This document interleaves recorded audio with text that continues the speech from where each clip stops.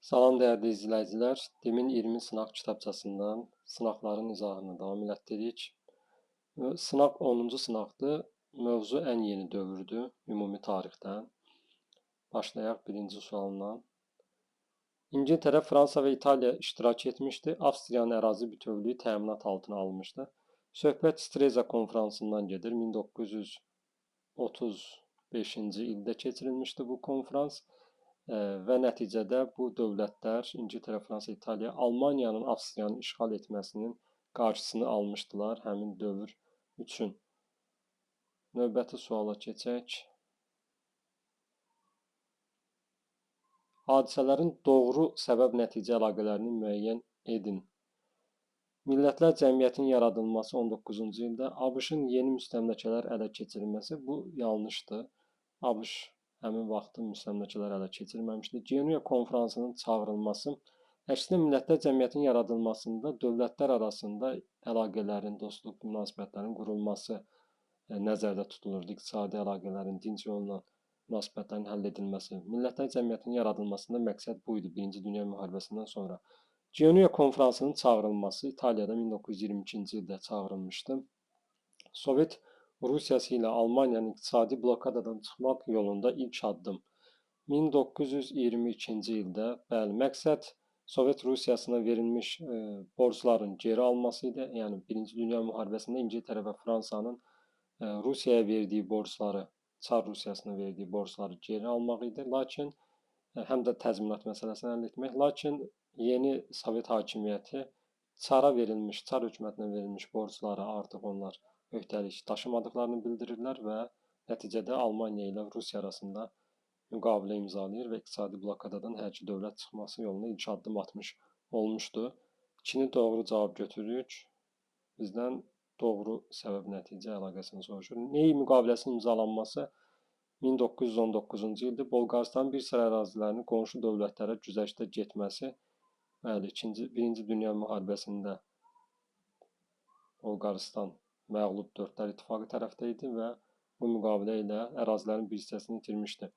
Briand-Kellogg paktının bağlanması 1928-ci il, 1928. Almaniya Millətlər Cəmiyyətindən çıxması. Briand-Kellogg paktı 28-ci ildə İngiltərə və Fransa arasında imzalanmışdı. Dövlətlərarası münasibətləri dinc yolla həll etməyə nəzərdə tutulurdu. Almaniya Millətlər Cəmiyyətindən çıxması isə 33-cü ildə Hitlerin, nasistlərin hakimiyyətə gəlişindən sonra olmuşdu. Yəni əlaqəsi yoxdur. Səbəb-nəticə olaraq pozulmuşdu burada. 2-3 doğru cavab E bəndi olacaq. Üçüncü suala keçirik. Calvin Coolidge, Franklin Roosevelt. ABŞ prezidentlərinin hakimiyyət dövrləridir. Coolidge və Franklin Roosevelt. İstehsal üzərində dövlətin nəzarətinin ləğv edilməsi. Coolidge bu nəzarəti ləğv edirdi. Hətta o sosial məsələlərin həllindən dövləti azad etməyə çalışırdı. Dövlət möhtəçiliyinin olmadığını söylüyordu. İqtisadiyyatın inkişaf etdirilməsi. Hər ikisinin də siyasəti nəticəsində iqtisadiyyat inkişaf etmişdi. Birtərəflik haqqında qanun 1935-ci ildə Franklin Rooseveltin hakimiyyəti dövründə qəbul edilmişdi. Böyük dəyənək siyasətinin həyata keçirilməsi. Böyük dəyənək siyasəti ABŞ-da 2 prezidenti olubdu. Birincisi Theodore Roosevelt olubdu, o birisi də Ronald Reagan. Yəni bu heç birinə aid deyil. Daha doğrusu heç birinə aid deyil. Sosial təminat haqqında qanun qəbul edilməsi. Bu da Franklin Rooseveltin yeni xətt siyasətində idi. Sosial təminat haqqında qanunla ilk dəfə ABŞ-da ilk dəfə işsizlərə müavinət, sosial sığorta, əlilliyə və yaşlılığa görə isə pensiya təmin edilmişdi.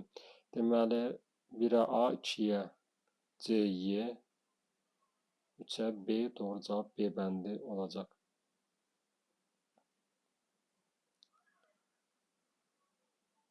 Dördüncü suala baxırıq.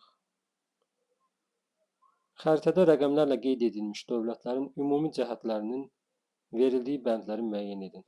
Gəlin, birinci xəritədə hansı dövlətlərdir, baxaq. 1. İngiltərədir, 2. İtaliyadır, 3. Fransadır, 4 Almaniyadır. 5 isə Rusiya ərazisinə düşür. Deməli, 2-4 faşistlərə yardım etmək üçün İspaniyaya müdaxilə edilməsi. 2-4 İtaliya və Almaniya, bəli. 1936-39-cu ildə İspaniya bu ərazidir. Vətəndaş müharibəsi baş verərkən ora yardım göndərmişdi. 1936 faşistlərə orada yardım edərək faşistlərin qələbə qazanmasına kömək etmişdi. Yəni bu doğru cavabdır. Bizdən də ümumi cəhətlərin verildiyi bəndə, yəni doğru verilənləri soruşur. Dünyanın bölüşdürülməsi məqsədi ilə Üçlər Paktının imzalanması 1940-cı ildə imzalanıbdır. Bu 1940-cı il Üçlər Paktı dünyanın bölüşdürülməsi üçün Almaniya, İtaliya və Yaponiya arasında. Almaniya, İtaliya var burada. 2-4, amma buradan bizdən 1-4-5 göstərir. Yəni Yaponiya ümumiyyətlə yoxdur. Bir İngiltərədə o ittifaqda deyildi, ona görə bu səhvdir. 20-ci əsrin 20-ci illərində Sakit Okean mülklərinin birgə qorunması haqqında müqavilə bağlanması. Söhbət Vaşinqton konfransından gedir. 4 dövlət müqaviləsi. Bu 4 dövlət müqaviləsi İngiltərə, Fransa, Yaponiya və ABŞ daxil idi. 1-3 baxırıq göstərib, 1-3 İngiltərə, Fransa, bəli, daxil idi burada. 20-ci əsrin 30-cu illərində sakitləşdirmə siyasətinin yürüdülməsi. Bu da İngiltərə və Fransanın da Almaniyanın sakitləşdirmə siyasəti idi. Lakin bizə göstərir 2-5 İtaliya, Rusiya səhvdir. Səhv göstəriblər. Deməli, doğru cavab 1-3 C bəndi olacaq. 5-ci suala baxırıq.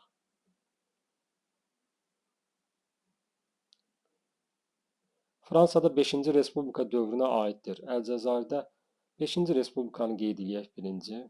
1946-dan sonraki dövr, yəni nə vaxta qədər davam edəcək? Üzr istəyirəm, 46 yox, 46 58 olmuşdu. 4-cü Respublika 1958-dən sonraki dövr 5-ci Respublika dövrüdür. Əlcəzairdə müstəmləkəçilik əleyhinə üsyanın başlanması bu 4-cü Respublika dövrünə aiddir. Bizdən isə 5-cini soruşur. Ruandada qırğınlar törədilməsi 1994-dür. Deməli, bu daxil olacaq 5-ci Respublika dövrünə. Avropa İqtisadi Birliyinin yaradılması 1957 düşmür. Ərazisində Almaniya işğal rejiminə son qoyulması 1944-dür. Yəni bu da düşmür. Monarxiyanın devrilməsi, monarxiya axırıncı dəfə 2-ci İmperiya dövründə 3-cü Louis Napoleon olmuşdu ki, o da 1870-ci ildə artıq monarxiyaya son qoyulmuşdu. Bu da səhvdir. Doğru cavab olacaq B bəndi. Almaniya Federativ Respublikasının və Yaponiyanın 20-ci əsrin 50-ci illəri tarixinə aiddir. Aferin və Yaponiyanın 20-ci əsrin 50-ci illəri. Hər ikisinə aid oxşar cəhəti soruşur. İlk konstitusiyanın qəbul edilməsi. Almaniyada AFR-də ilk konstitusiya 48-də hələ respublika, dövlət yaradılmamışdan əvvəl 48-də qəbul edilmişdi. 49-cu ildə respublika olmuşdu. Yəni 50-ci illərdə ilk konstitusiya olmayıbdı. Yaponiyanın ilk konstitusiyası isə 1889-cu ildir. Ona görə bu səhvdir. Hücum etməmək haqqında SSR ilə danışıqlar aparılması. SSR ilə hücum etməmək haqqında danışıqlar AFR-də olmayıbdı. Yaponiyada isə 1940-cı ildə olubdu bir-birlərinə hücum etməmək haqqında. Ona görə götürmürük. İqtisadi möcüzənin baş verməsi. Yəni hər ikisində müharibədən sonra xüsusilə ABŞ-nin dəstəyi ilə iqtisadi möcüzə baş vermişdi, yüksəliş, inkişaf dövrü olmuşdu. Varşava müqaviləsi təşkilatına üzv olması heç bir dövlət bu təşkilata üzv olmamışdı. Çünki SSR tərəfindən yaradılmışdı bu təşkilat 55-ci ildə, 1955-də. Xarici siyasətdə SSR-yə meyl etməsi, yenə də dediyimiz kimi ABŞ-nin təsiri altında olmuşlar hamısı və SSR-yə də meyl etməmişdilər. Doğru cavab C bəndi. SSR-nin soyuq müharibə dövrü üçün səciyyəvi cəhətlərdən biri. Deməli, soyuq müharibə başlayıb 1946-dan 1991-ci ilə qədər olubdu. Müharibədən sonra ABŞ ilə xüsusilə aparılmışdı. Kubada nüvə raketlərinin yerləşdirilməsi 1962-ci ildə Kuba böhranına aiddir. Bu da düşür. SSR nüvə silahlarını Kubada yerləşdirmişdi. Bu daxildə cavab A olacaq. Digərlərinə baxaq. Çeçenistan müharibəsində məğlub olması bu SSR dövrü deyil artıq. 1994-96-cı illərdir. Rusiya dövrüdür, Rusiya Federasiyası dövrüdür. Molotov-Ribbentrop paktının bağlanması 1939-dur bu. Götürülməyəcək. ABŞ tərəfindən müstəqilliyinin tanınması 1933. Almaniya ilə dostluq və sərhədlər haqqında müqavilə, o da 1939 sentyabrın 28-də fikir verirsinizsə, heç biri düşmədi A-dan başqa. Keçirik 8-ci suala.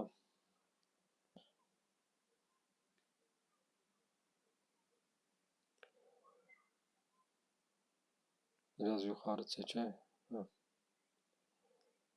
Taft-Hartley qanunu ABŞ-də qəbul edilmişdi. Bu qanun düşür Harry Truman'ın hakimiyyəti dövrünə 3-ü götürəcəyik.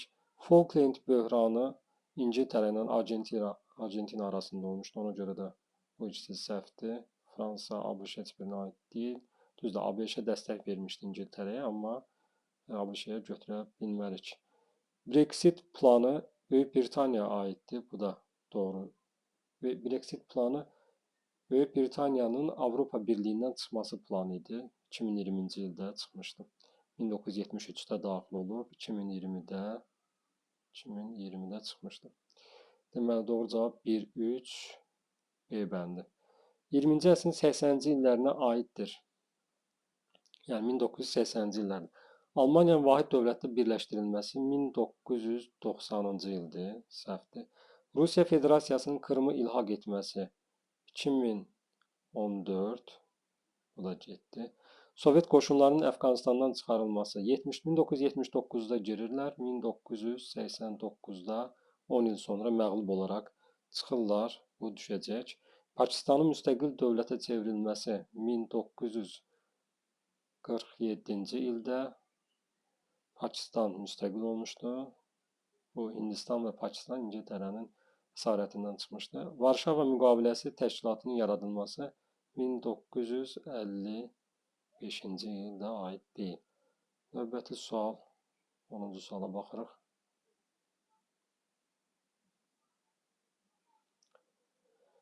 Paris Sülh Konfransında 19-cu il təmsil edilən Avropa ölkələrini müasir xəritədə müəyyən edin. Yenə də baxırıq. Bura İngiltərə. 2 Rusiya. 3 Osmanlı həmin dövr üçün, indiki Türkiyə. 4 Almaniya. 5 də Fransa. Paris Sülh Konfransı 1-ci Dünya müharibəsindən sonra Fransada baş tutmuşdu. Yəni artıq bilirik ki, Fransa götürüləcək. Bundan əlavə biz hardan biləcəyik ki, hansı dövlətlər iştirak edib? İştirak etməyən dövlətlər, məğlub dövlətlər, hansı ki dördlər ittifaqı var idi, Almaniya, Osmanlı, Avstriya, Macarıstan, Bolqarıstan. Yəni bunlar avtomatik bilirik ki, çıxır. Yəni çünki məğlub dövlətlər idi, iştirak etmirdilər. Bir də Rusiya.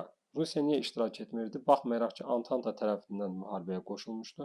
Lakin müharibə başa çatmamış, müttəfiqləri ilə, yəni İngiltərə, Fransa, ABŞ ilə razılaşmamış, separat akt bağlayaraq, yəni ayrıca akt bağlayaraq müharibədən öz başına çıxdığına görə Rusiyada dəvət edilməmişdi. Və yerdə qalır İngiltərə, Fransa. Doğru cavab 1-5 A bəndi. Türkiyə Respublikasına aiddir. Türkiyə Respublikası 1923-cü il oktyabrın 29-da yaradılıbdır. Ondan sonra davam edir. Allah əbədiyyən davam etdirsin. Antanta dövlətləri ilə Sevr müqaviləsinin imzalanması. Deməli, Antanta dövlətləri ilə Sevr müqaviləsi imzalanıb 1920-ci ildə. Həmin vaxtda Osmanlı idi, ona görə götürmürük. Yunan ordusunun məğlub edilməsi və Anadolunun tamamilə azad edilməsi. Bu 1921-22-ci ildə tamamilə azad edilməsi 1922. Deməli, bu da hələ Osmanlı dövrünə düşür. Hələ ki, Cümhuriyyət, Respublika elan edilməmişdi. Mustafa Kemalın başçılığı ilə Milli Azadlıq Hərəkatı nəticəsində olmuşdu. Millətlər Cəmiyyətinə daxil olması 1932-ci ildə daxil olur. Deməli, bu düşür. İqtisadi sahədə etatizm siyasətinin tətbiq edilməsi Mustafa Kemalın islahatları ilə bağlı idi. Etatizm siyasəti 20-ci Respublika qurulandan sonra həyata keçirildi. Həmçinin Şəriət və Vəqflər Nazirliyinin ləğv edilməsi də bu da Mustafa Kemalın islahatlarına aiddir. Cümhuriyyət elan edildikdən sonra 3, 4, 5 A bəndi. Növbəti 12-ci suala baxırıq.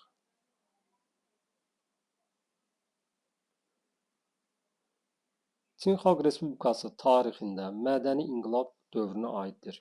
Mədəni inqilab 1966-cı ildən 1976-cı ilə qədər Çinin lideri Mao Tse-Dunun dövründə həyata keçirilmişdi. Vətəndaş müharibəsinin baş verməsi, vətəndaş müharibəsi olmayıb həmin dövrdə. Qırmızı keşikçilər adlı dəstələrin yaradılması, bəli. Qeyd edim ki, bu mədəni inqilabda əsasən şagirdlərdən, tələbələrdən ibarət qırmızı keşikçilər yaradılıb və onlar ziyalılara qarşı repressiyalar həyata keçiriblər, incəsənət, mədəniyyət işçilərinə qarşı. Həmin hadisədir. İnqilab edərək inqilabı öyrənin şüarı altında tələbələri bu şəkildə istifadə etmişdilər. 4. Modernləşdirmə adlı islahatların həyata keçirilməsi bu 70-ci illərin sonlarında hakimiyyətə gəlmiş Mao Tse-Dunun hakimiyyəti dövrünə düşür, aid deyil. Kütləvi repressiyaların həyata keçirilməsi qeyd etdik var idi. SSR ilə dostluq müqaviləsinin imzalanması bu 1950-ci ilə aiddir. Mao Tse-Dunun dövrünə aiddir, amma mədəni inqilaba aid deyil. Deməli, 2, 4 cavab B bəndi olacaq. 13-cü suala baxırıq. ABŞ prezidentləri Nixonun daxili siyasəti, Reaganın isə xarici siyasəti. ABŞ qoşunlarının Vyetnamı tərk etməsi 1973-cü ildə tərk edir. Baxmayaraq ki, Nixonun dövrüdür, amma daxili yox, xarici siyasət olduğuna görə götürmürük. Yeni iqtisadi siyasət proqramının qəbul edilməsi, bəli, bu Nixonun hakimiyyəti dövrünə aiddir. Ədalətli xətt adlı islahat proqramı həyata keçirən Harry Truman olmuşdu, ona görə bunu da götürmürük. Reaganın xarici siyasəti, Ulduzlar müharibəsi proqramının irəli sürülməsi, bəli, SSR-yə qarşı kosmosda nüvə silahlarının yerləşdirilməsini nəzərdə tuturdu. Bu aiddir, xarici siyasətə aiddir. Özəl sektor üzərində dövlət nəzarətinin zəiflədilməsi. Bu, daxili siyasət olduğuna görə götürmürük, baxmayaraq ki, Reaganın dövrünə düşür. İraqa hərbi müdaxilənin baş verməsi isə ata George Bush'un dövründə olmuşdur. Həm də kiçik George Bush'un dövründə də, oğul George Bush'un dövründə də olmuşdur. Deməli, bu 1-ə B, 2-yə A, cavab D bəndi olacaq.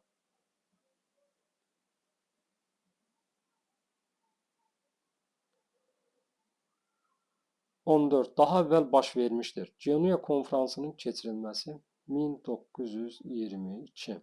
Sever müqaviləsi 1920. Münhendə pivəxana qiyamı 1923. Vaşinqton konfransının çağırılması 1921-22-ci illər.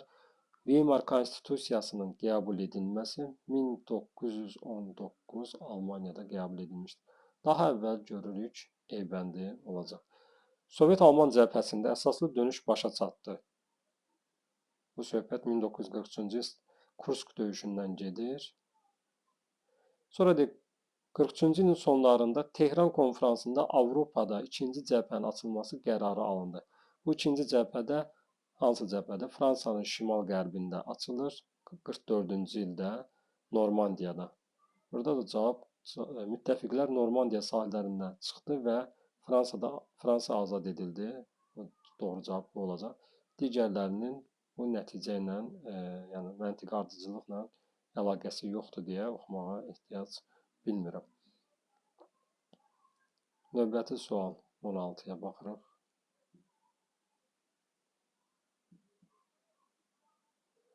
İkinci Dünya Müharibəsi, Krım Konfransı, Potsdam Konfransı. Qeyd edilək ki, hər ikisi 1945-ci ildə olubdu.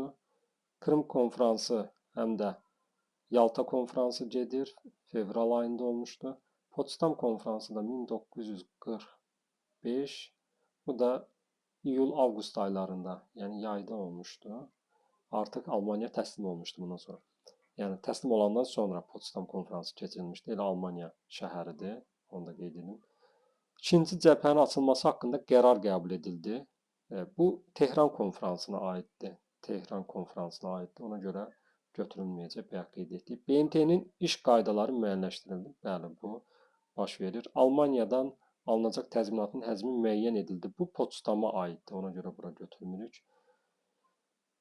Dünyanın müharibədən sonrakı taleyinə həsr edildi. Potsdam Konfransı doğrudur. Azad edilmiş Avropa haqqında bəyannamə qəbul edildi. Bu 42-ci ilin yanvarında qəbul edilmişdi. 26 dövlətin iştirakı ilə əlaqəsi yoxdur Potsdamla. Almaniyanın dövlət sərhədləri müəyyən edildi. Bəli, bu da Potsdam Konfransına aiddir. 1-ə B, 2-yə A, C olacaq E bəndi.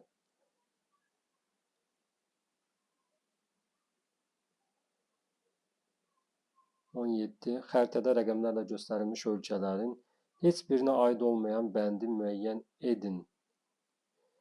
Yenə qeyd edək. 1. İngiltərə, 2. Almaniya, 3.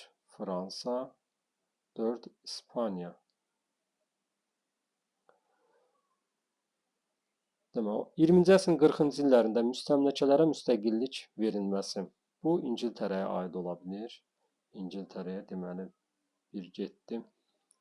ABŞ-nin Marshall planına əsasən iqtisadi yardım alması. Bu Qərbi Avropa dövlətlərinin hamısına aiddir. Yəni ona görə də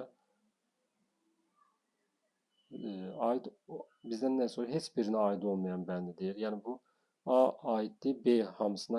Çünki Qərbi Avropa dövlətləri daxil idi. Düz İspaniyanı çıxsaq 1, 2, 3 hamısına aid idi.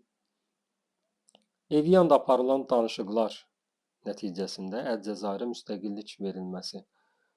1962-ci ildə müstəqillik verilir Eviyan'da, 1962-də. Bu Fransaya aiddir, ona görə Fransa da C-də gedir. 20-ci əsrin 30-cu illərində faşist diktaturasının yaradılması. 1930-cu illərdə, yəni 33-də Almaniyada, 36-da da 36-39-da da İspaniyada iki dövlətə aiddir bu düşür. Getdi faşist diktaturası. Montret konfransına əsasən boğazlarda üstünlük qazanan 1936-cı ildə olub bu konfrans. Bu da Türkiyəyə aid olacaq. Əgər bu rəqəm bu ölkə verilsəydi, onu da silərdik, amma doğru cavab Y bəndi götürüləcək.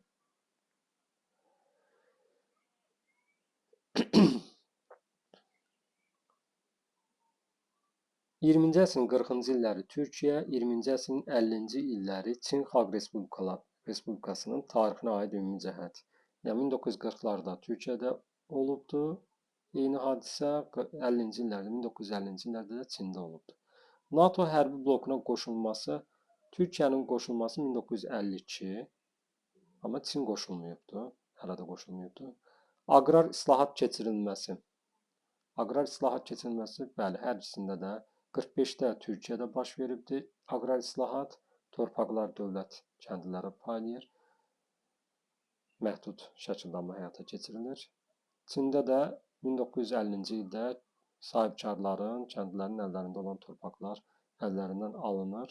Bu da Çində baş vermişdir. BMT-yə üzv olması, Türkiyə BMT-yə üzv olur BMT yarandığı ildə 45-də, ancaq Çinin üzv olması isə Çin Xalq Respublikası 1971-də BMT-də təmsil olunmuşdu. Koreya müharibəsində ABŞ-nin dəstəkləməsi. Çin dəstəkləməyibdi, Türkiyə dəstəkləyib, amma o da 1950-53-cü illərə düşür. Konstitusiyanın qəbul edilməsi. Türkiyədə 40-cı illərdə konstitusiya qəbul edilməmişdi. Deməli, heç birinə aid deyil, Y də aid deyil. Doğru cavab B bəndi. Dünya iqtisadi böhranı təsiri ilə bütün ölkələrin gömrük maneələrini artırması, Yaponiyanın yeni xammal mənbəyi və satış bazarları ələ keçirmə siyasəti yürütməsinə səbəb oldu. O 1930-cu illərin əvvəllərində Çinin şimalındakı Mancuriyanı işğal etdi və burada özünə tabe olan oyuncaq dövlət yaratdı. Söhbət Manchukuo dövlətindən gedir. Yaponiyanın mətndə bəhs olunan siyasəti səbəb oldu. Onun Millətlər Cəmiyyətindən qovulmasına 1933-cü ildə. Düzgün cavab bu olacaq. Millətlər Cəmiyyətinin tərk etməsi düzgün cavab C bəndi olacaq. 1933-cü ildə. Yəni qalanları səhvdir deyə baxmağa ehtiyac duymuram. 20-ci sual.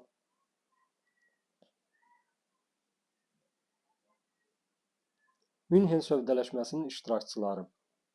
1938-ci ildə Münhen Almaniya, İtaliya, İngiltərə və Fransa arasında keçirilmişdi. Məsələ Çexoslovakiyanın Sudet vilayəti idi.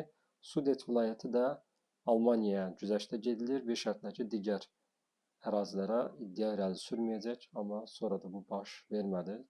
Deməli, Münhen sövdələşməsi 1938-ci ildə Almaniya, İtaliya, İngiltərə, Fransanın iştirakı ilə keçirilmişdi. AFR-də Willy Brandt hökumətinin şərq siyasətinə aid olanları müəyyən edin. Bu 1969-da gəlib bu şərq Willy Brandtın kiçik koalisiya hökuməti. Şərq siyasətində nə var idi? Qərbi Avropa dövlətlərinin yeni sərhədləri tanındı. Qərbi yox, şərq dediyinə görə biz bunu Şərqi Avropanı götürəcəyik. Ona görə bir deyil. Qərbi Berlinin statusu haqqında razılıq əldə edildi. Bəli, çünki Qərbi Berlin bu zaman AFR-də idi və o problem yaratmışdı. Almaniya Demokratik Respublikası arasında olan münasibətlərə statusda razılığa gəlinir, doğrudur. ADR ilə dövlətlər arası münasibətlər yaradıldı. Bəli, bu da doğrudur. Yeni konstitusiya isə olmayıbdı. Cavab 2-3 D bəndi.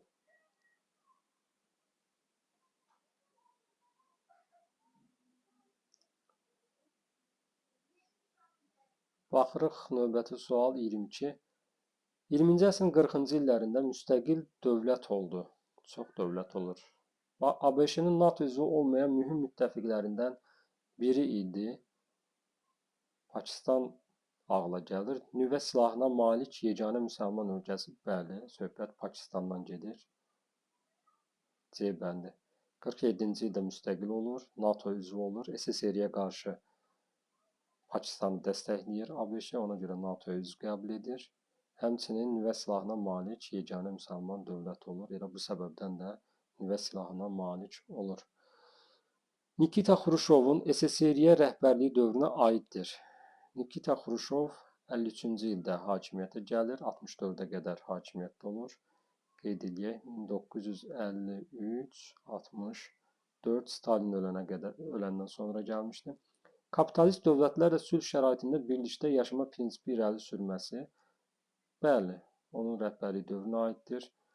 Pasportlaşma sisteminin tətbiqinə başlanması dediyinə görə götürmürük. 1932-də başlanılıbdı pasportlaşdırma sistemi.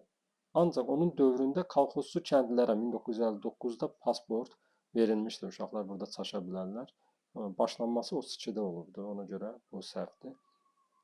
Xam torpaqların istifadəsinə başlanılması bu doğrudur. Əkilməyən xam torpaqların vaxtında başlanır istifadəyə.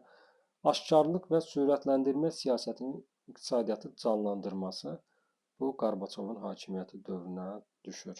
1-3 Weimar Respublikası dövrünə aiddir.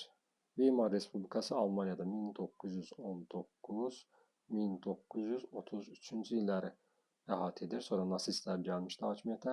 Almaniyanın Çexoslovakiyanı ilhaq etməsi 1939-dur. Nasistlərin dövrünə düşür. Fransa və Belçika qoşunlarının Rur bölgəsini işğal etməsi 1923-cü ildir. Rur avanturası təzminata görə, təzminat ala bilmədiyinə görə hücum etmişdi. Amma İngiltərə və ABŞ-nin narazılığından sonra qoşunlar çıxarılmışdı. Bu düşür Weimar Respublikasına. Antikomintern paktının imzalanması 1936-cı il. 1936'da Almanya və Yaponiya arasında beynəlxalq kommunist təşkilatına qarşı mübarizə aparmaq məqsədilə yaradılmışdır, düşmür. Almanya və Sovet Rusiyası arasında iqtisadi sazişin imzalanması. Almanya və Sovet Rusiyası arasında iqtisadi saziş 1922-ci ildə Rapalloda, Ceneva konfransında Rapallo sazişi imzalanmışdı. Bu aid olacaq. 2-4 doğru cavab.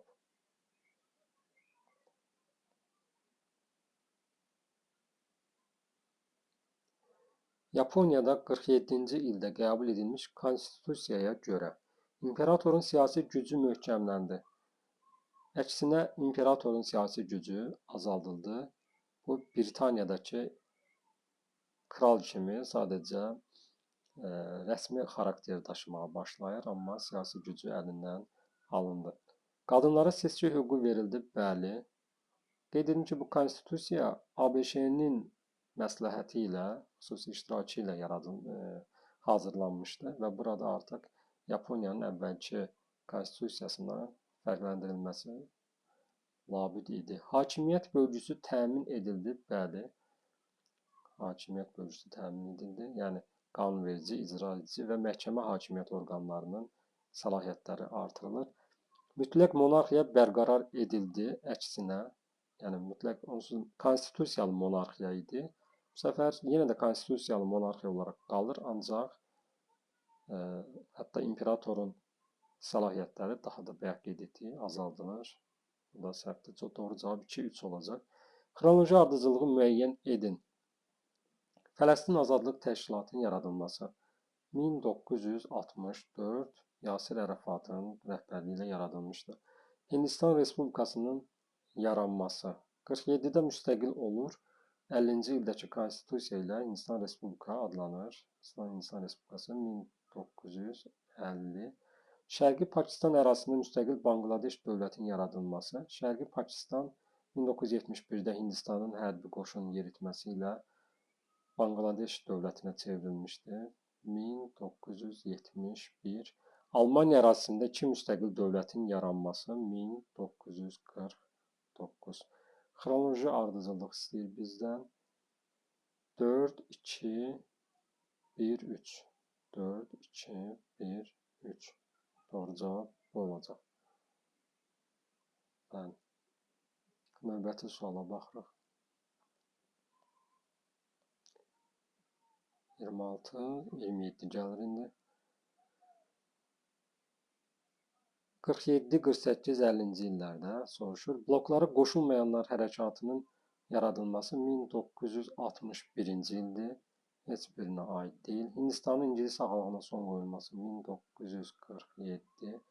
Deməli, 1-ə düşür, 1-ə B. İsrail dövlətinin yaradılması 48-dir. Bu 2-yə düşür. Camp Daviddə Misir-İsrail sazişinin imzalanması 1978 heç birinə aid deyil. Çexer ilə SSR arasında dostluq müqaviləsinin imzalanması 1950-ci ildə. Bəli, bu da düşəcək Y-yə. 1-ə B, 2-yə C, 3-ə Y.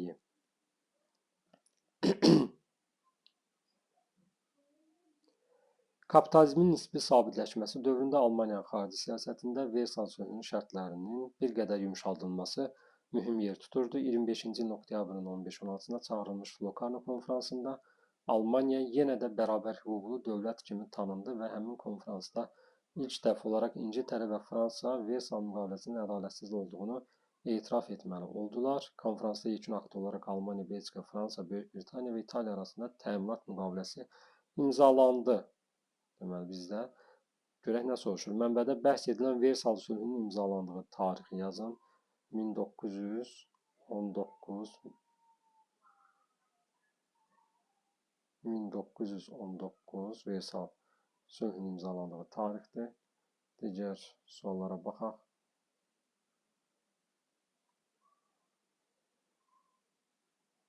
Mənbədə bəhs edilən konfransın Almaniya üçün mənbədə verilməyən nəticəsini yazın. Bu konfransın nəticəsi olaraq 1926-cı ildə Almaniya Millətlər Cəmiyyətinə daxil olur Almaniya Millətlər Cəmiyyətinə daxil olur. Mənbədə bəhs edilən Versal sülhünün ləğvini sürətləndirən səbəblərdən ikisini yazın. Bir neçə səbəb demək olar. Nasistlərin hakimiyyətə gəlməsi, ordunun sayını artırması, ümumi hərbi mükəlləfiyyət elan etməsi, sürətlə silahlanmanın həyata keçirilməsi, bütün silah növlərinin istifadəsinə başlayır. Hərbsizləşdirilmiş Reyn zonasına qoşun yeritməsi, bu da Versal sisteminin iflası demək idi. Bunlardan ikisini qeyd etmək olar. Bu qədər dəyərli izləyicilər. Sağ olun. Növbəti izahlarda görüşərik.